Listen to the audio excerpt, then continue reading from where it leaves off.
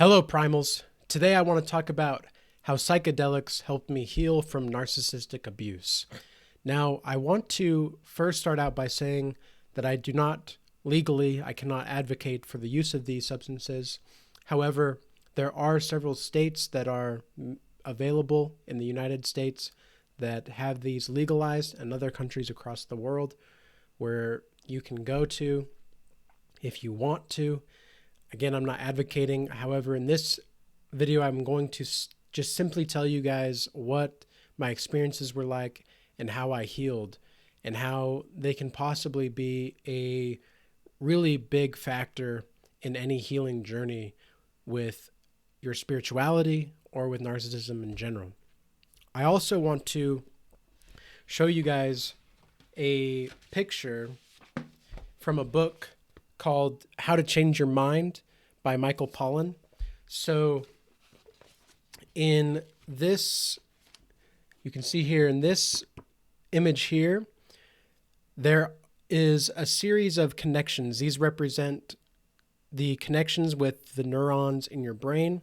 The purple, red, and green colors there are, let's see here.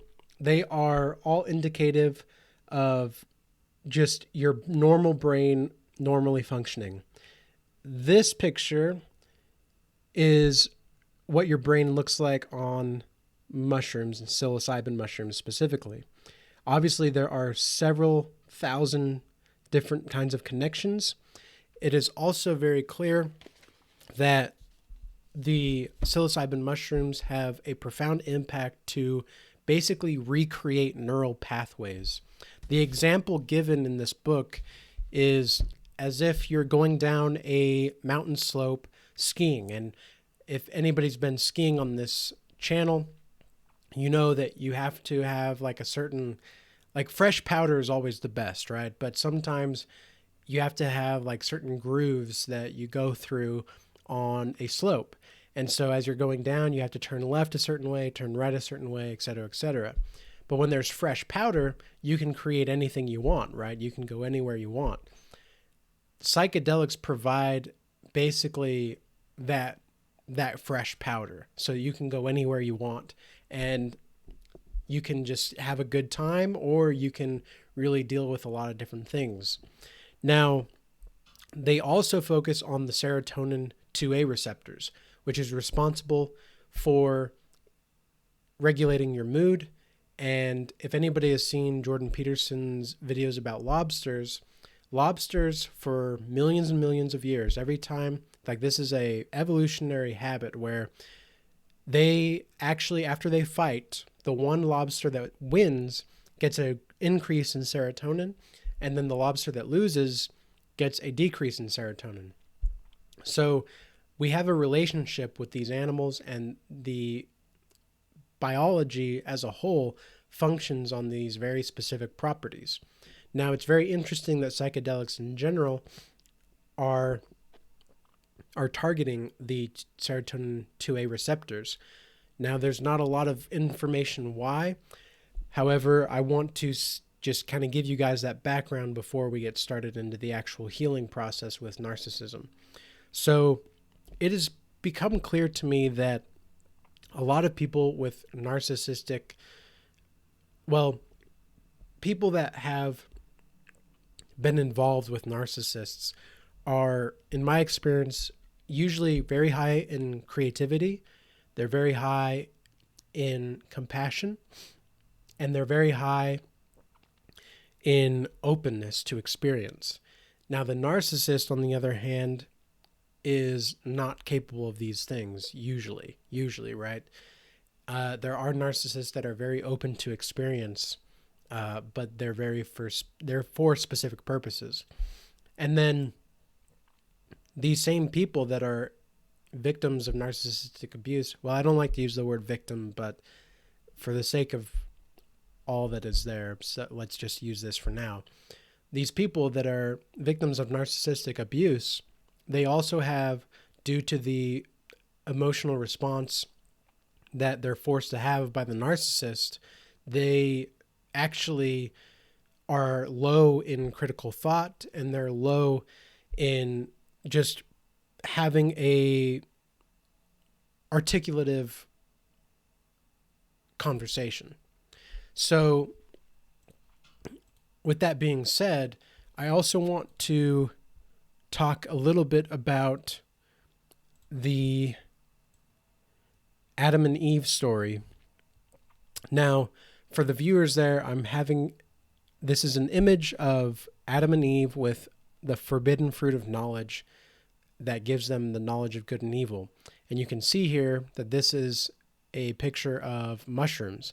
Now, this was done in the medieval times, likely about 12th or 13th century. I think there's a lot of interesting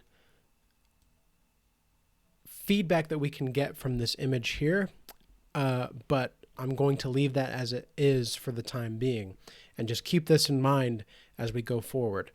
So, narcissism, the link between narcissism and psychedelics for me really began, my first experience was over 4.5 years ago. And the primary thing that I learned from that first experience was that, because it was life-changing, right? It was life-changing. Anybody that has done psychedelics knows that it is life-changing. But I also realized that a lot of the times, if you're not going into it with a very specific frame of mind, if you're just going into it with a curiosity, there are many different things that can happen. However, there is a possibility that if you have an intention behind it, that you have a really full, direct intention of healing from a certain trauma, in my experience, you're far more likely to deal with it, and you're far more likely to move forward from it, which is amazing. But this first experience for me was psilocybin mushrooms, and it was a relatively medium dose. It wasn't very large, but it wasn't very small either. And so the most interesting thing about the experience was just seeing myself and my behaviors in a totally different way. It was as if my spirit, my soul, my body aligned all at once for the very first time ever. And I realized how much I did not love myself at the time, how much I was actually sabotaging so many different aspects of my life because I just had felt, how would you say it? It was I just felt unfit for life. I was just not given the tools. I was just not given this. I was not given that. And now they're telling me, people across, at school, at my work, they're telling me I have to get a this, get a that, get a degree, get all this stuff. You have to do certain things a certain way. And it was as if all of that was completely washed away. All of that was completely washed away. And I had come to a conclusion that it was okay to love myself. And that was something that I didn't even know I had that problem at the time. That was just how deeply rooted I was into my own social programming, that I didn't even realize how much I did not love myself and how much the narcissists in my life had actually impacted that frame of mind to make me believe that I was unworthy of love, unworthy of self-love. And I had so much guilt to deal with of not loving myself because I saw through all those times when I was growing up how I could have been there more for myself and I wasn't. Because when you're on psychedelics, and anybody that anybody that has done them knows this, your life comes to a complete full circle and it's just thrown in your face. It is just absolutely thrown in your face. And it can be very, very good, but it can also be very, very scary. Because I do believe that when you take psychedelics, you can potentially open demonic thresholds and doors, but you can also you can also open what I call the transcendental realm, because there's a flip of a switch that happens when you're nearing you have one toe in the real world, one toe in the psilocybin world, and then when you actually get fully into that psilocybin world, you can enter the transcendental plane of existence. And I do not say this. I know how diluted it may sound to somebody that doesn't know or hasn't tried it, psychedelics, but it was as if I remembered what would happen when I became too comfortable with life. And it was like the mushroom was telling me these things about remembering what it's like to be comfortable. Because whenever you're comfortable, you're not going to grow. That was pretty much the message that I got. And so I realized at that point that I had to make certain decisions. I had to actually forgive myself, learning how to forgive myself for all of my past mistakes and all the things that I did wrong, and where do I really want to go in life, and where do I, like, how can I be more giving as a person? Because in order to give, I have to have something to offer, right? And at the time, I didn't know what I had to offer. So there was a lot of growing up to do, and a lot of realization and self-fulfillment that needed to happen before I got to a point where I could be that giving person that I wanted to be. Because I realized that the more I gave to the narcissist at that time, who I didn't really know that narcissist was a narcissist at the time. All I knew is that I felt spiritually dead being around this person, and I was kidding myself to believe otherwise. And because like the people that I was surrounded by at the time, I thought were good people. And I'm not going to betray my past self. I'm not going to betray my past decisions. Obviously, I'm going to say that there could have been better choices to make. But but really, like, I was given the fruit of knowledge. I was given the forbidden fruit of knowledge of good and evil, because the demonic doors opened. I saw my own demons and the things that I would have to go through. And really, the first psychedelic experience changed everything for me. It was like I finally understood that the world is more spirit than it is matter. And that was something that I never got before, because I'd always thought, well, this is a journal. This is a cup, right? And I would always name things. And when I was on psychedelics, it was like, for the first time, I didn't have to name anything to appreciate it. And when I did that, I realized that I could love the walls. I could love the books that I have. I could love the camera right here. I could love anything in my present moment if I really truly wanted to. And being aligned with your soul and your spirit like that, it does something to your brain for sure, right? And going back to the picture from the book from earlier, I mean, you can literally see colors that you had no idea existed before. You can hear colors. I know that sounds weird, but you can literally hear colors. You can see sound. Like, it is a whole different universe in that transcendental plane. And the mushrooms are very benevolent. They're very kind. They do not want to hurt you. That is very clear.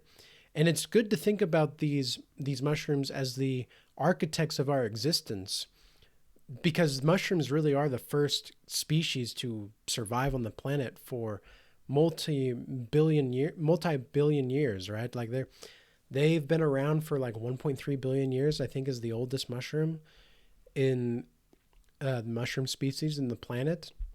So these mushrooms have been around so long, and like, they're a very peculiar specimen.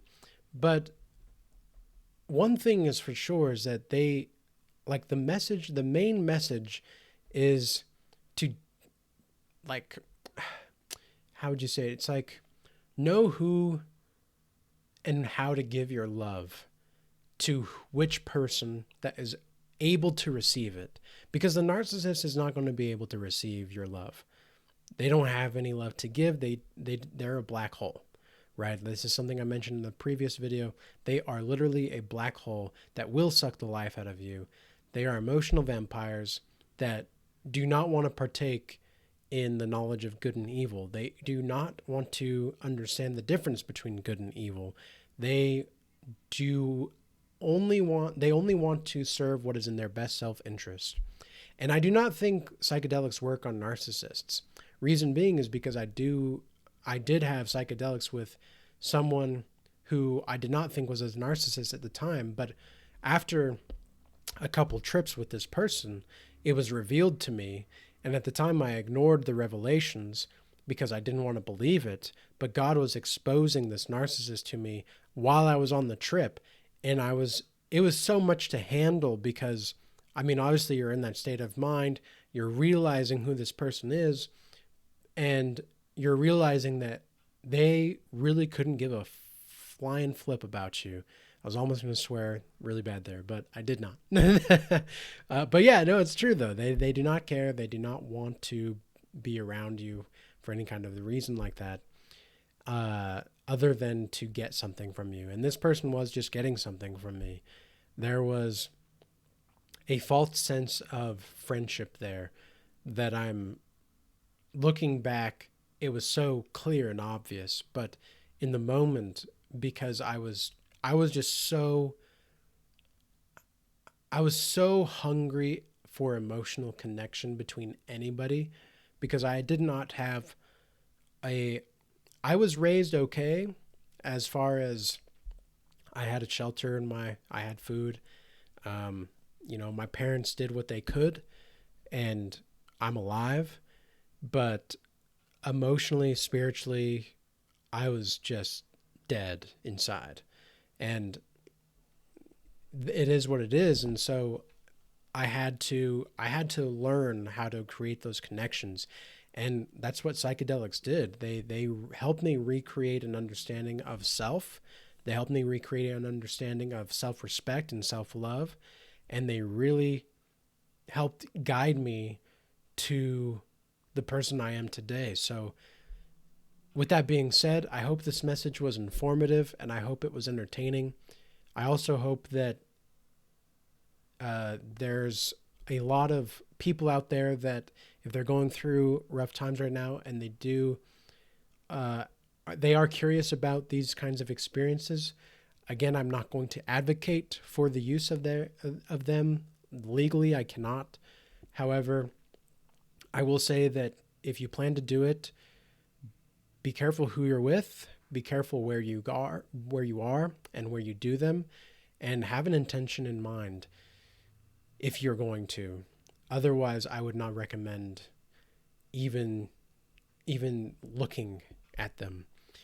So, with that being said, until next time, have a peaceful day.